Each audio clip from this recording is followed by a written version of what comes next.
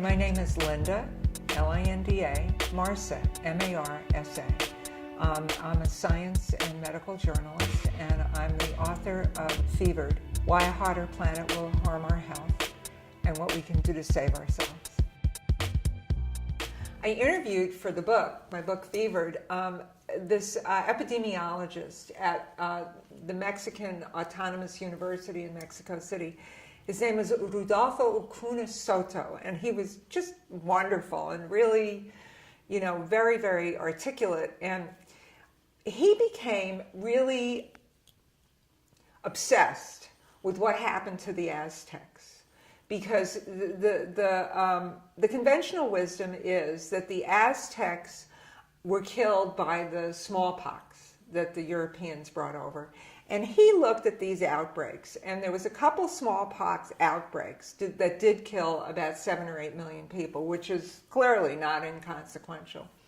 But the real death, what he calls the Megadeath, occurred, and he really looked at this and really kind of unpacked this very, very carefully and looked at tree ring data and this and that and the other thing. But the Megadeath that really killed off the Aztecs occurred 55 years after the Spanish conquest.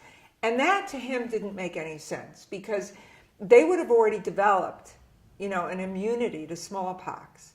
So it had to have been something else. And he felt it was a very similar syndrome to like a dengue hemorrhagic fever or something like that.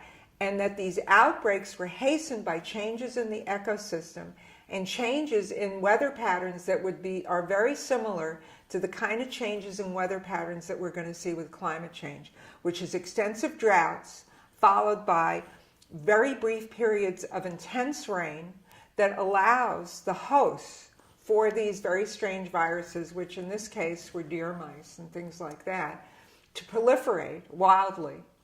And so he thinks that, as he said, it's not a matter of if, it's a matter of when.